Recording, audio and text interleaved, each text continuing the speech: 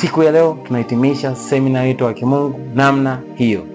Kadri ya mapenzi ya Mungu yatakavyoongoza na kwenda kuhitimisha katika somo ambalo tulikubaliana siku ya jana katika mwendelezo wa masomo yetu.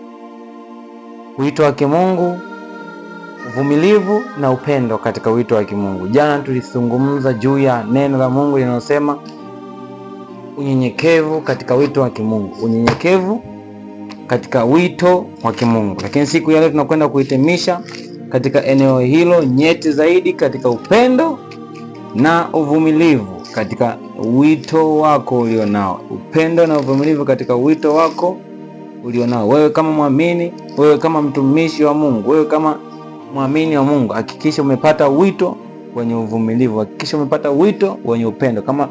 Kabla hatujaendelea, kabla hatujakamilisha siku hii ya leo, jitahidi upate badiliko chanya katika maisha yako. Jitahidi upate badiliko chanya katika maisha yako. Hakikisha umeanza kuishi maisha ambayo yanakwenda kuonyesha una uvumilivu katika wito wako, una uvumilivu katika eneo lako uliloitiwa pia. Bwana asifiwe sana. Basi kama unatufuatilia mara ya kwanza, unaweza subscribe ukabonyeza alama ya kengele ili upate jumbe zetu popote tutakapokuwa tuna-upload video mpya mtandaoni. Utakuwa wa kwanza kuzipata video hizo. Lakini tunapoanza siku ya leo na siku ya kesho ni tofauti, kwa sababu tunajitahidi kufanya vitu tofauti kwa bora zaidi, na kadri siku zinavyoendelea unapata kitu bora zaidi kutoka kwetu. Mungu akubariki sana unapoenda kusikiliza mafundisho ya siku ya leo. Namshukuru Mungu kwa ajili ya neno lake. Asante mtakatifu, mwaminifu, mkamilifu. Libarikiwe jina lako mtakatifu kwa ajili ya neno lilo mbele yetu. Libariki na litakase kupitia damu na jina lako Yesu. Amen.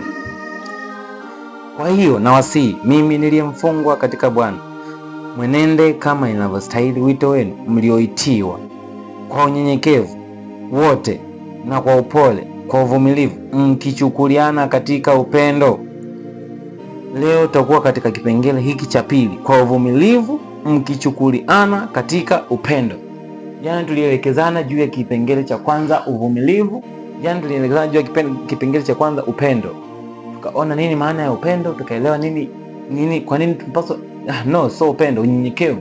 Tukaona nini maana ya unyenyekevu, na unyenyekevu so udhaifu ni nguvu kama tulivyoelekezana pia jana, na tukaangalia kiundani kivipi unyenyekevu unakuempower, unakupa nguvu katika wito ulionao, unakupa access ya kuzaa matunda katika wito ulionao, unakupa access katika hao ambao unawatrain waje kuwa kama wewe siku zijazo.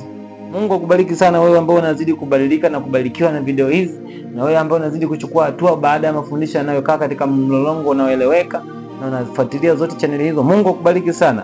Jitahidi uanze kubadilika katika kila video unayoangalia.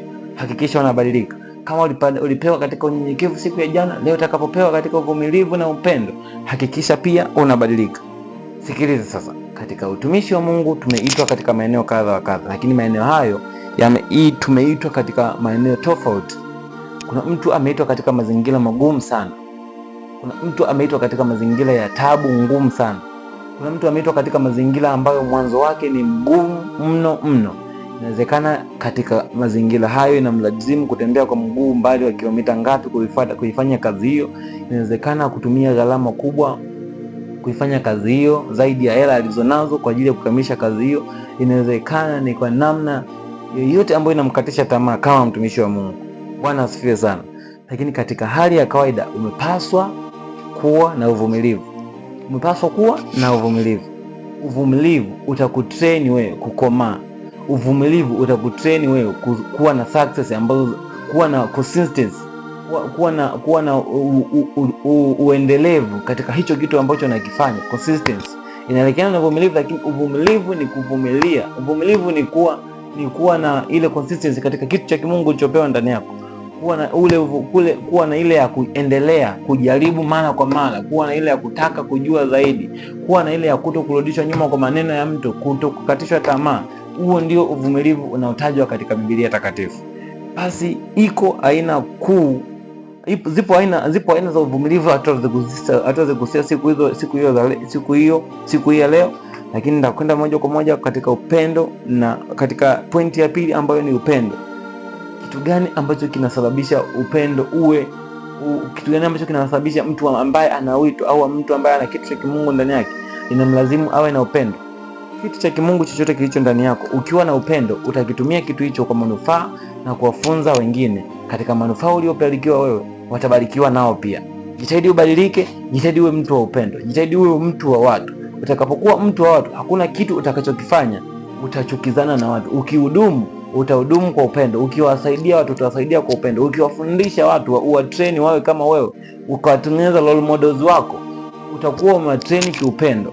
Lakini hapo hapo kwenye kutrain, hapo hapo kwenye kuzaa matunda, hapo hapo kwenye kuwatengeneza kizazi ambacho kitakuwa ni kwa sababu yako kinaishi, kizazi hicho kitakutegemea wewe zaidi. Kizazi hicho kitaishi katika maisha yao, katika maisha yao kikiwa kinakukumbuka wewe. Kama asingekuwa fulani, mimi nisingekuwa hapa, kwa sababu alitumia muda wake kwa kunivumilia, alitumia muda wake kwa kunijali, alitumia muda wake kwa kunipenda, hadi akanifundisha A to Z, akanifundisha A to Z, moja mpaka mwisho. Hakukiacha kitu hata kimoja wala kukiluka. Kwa sifa hizo zote zinapokujia kwako, ndipo unazidi kuzaa matunda katika ulimwengu wao, ndipo unazidi kupanda level katika hicho kitu cha kimungu kilichoaminiwa ndani yako, ndipo unazidi kuimarika katika hivyo vitu ambavyo Mungu ameviamini, ameviweka ndani yako kama talanta. Jitahidi kubadilika, jitahidi kuwa mvumilivu katika hicho kitu ulichowekewa, jitahidi kuwa mtu wa upendo. Hakikisha unabarikiwa, hakikisha unapambana kuwa mvumilivu, hakikisha unapambana kuwa mtu wa upendo. Usipokuwa mtu wa upendo ni kazi bure. Usipokuwa mtu mvumilivu ni kazi bure. Utakwazana na watu wengi katika hicho kitu unachokifanya, utakosolewa, utachukia katika hicho kitu ambacho Mungu amekiweka ndani yako. Ukikosolewa, jitahidi kuwa mvumilivu, jishushe. Unyenyekevu na ingia tena, ambao tuliosoma jana. Jitahidi kuwa mnyenyekevu utakapokosolewa, utakapoelekezwa na hao watu walio juu yako, na hao watu ambao katika wadhifa au cheo wanakuzidi wewe, na hao wakubwa ambao wamewekwa mbele yako kwa ajili ya kukuguide, au wanaitwa destiny helper. Hao ambao mtu ambaye yupo mbele yako anajua kabisa hapa ukipitia hapo utakosea, ukipitia hapo utakosea. Ukikosa hekima ya kuwasikiliza watu kama hao, ukikosa uvumilivu juu ya watu kama hao wanapokukosoa, ukikosa upendo wa kuwachukulia watu kama hao na kuwapenda, ukikosa upendo wa kuwapenda watu ambao unawafundisha katika hali ya kufanikiwa wao, lakini unawafundisha kwa ajili ya utukufu wa Mungu, ili na wenyewe wakija siku moja wasimame wakaseme fulani ndio alitufanikisha katika hili, fulani ndio alitusaidia katika hili. Utakapotajwa mara nyingi katika vinywa vya watu wengi, kwa sababu umebariki, itakuwa ni jambo la baraka. Haukuwafundisha kazi ya dunia, uliwafundisha kazi ya Mungu. Hakuwafundisha kazi ya kidunia, uliwafundisha utukufu kwa kazi ya wito wa kimungu, kufanya kazi sawa na mapenzi ya Mungu ambao amewaachilia ndani yao. Utakapo design kuwa mtu wa aina hiyo, hakika unakwenda kubarikiwa sana, na baraka ambazo zitakufuata baada ya jina lako kutajwa mara nyingi, na hao wafuasi ambao umewafundisha, na hao matunda ambayo umeanza katika karama yako, katika eneo lako, zitakuwa zinakuja moja kwa moja ndani yako na kuongeza kitu cha kimungu zaidi ndani yako, na kukupandisha level za utumishi wa Mungu, na kukuongezea vitu ambavyo Mungu anakuamini, na kukuongezea talanta ambazo Mungu anaweza kukuzidishia kutoka kwa hao ambao wamekanazo hawazitumii, kutoka kwa hao ambao wamekanazo hawana haja nazo. Ubarikiwe sana, ubarikiwe sana. Unaweza ukashare video hili na ndugu jamaa na rafiki wapate kusikia ujumbe huu, lakini pia unaweza ukasubscribe kama hujasubscribe na umeangalia ni mara ya kwanza. Nikutakia wakati mwema na wasaa mwema. Ilikuwa ni siku ya tunapohitimisha semina ya wito wa kimungu.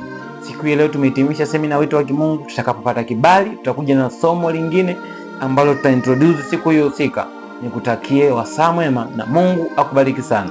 Asante mwaminifu kwa ajili ya mtumishi wako aliyesikiliza maneno haya matakatifu siku ya leo. Mpe uvumilivu, mpe upendo, mpe kujikinai na kujishusha katika unyenyekevu uliomwahidia katika utukufu wako. Katika jina lako Yesu Kristo, mpe kuwa na wanafunzi wengi na wafuasi wengi ambao kupitia yeye watajifunza vitu vingi.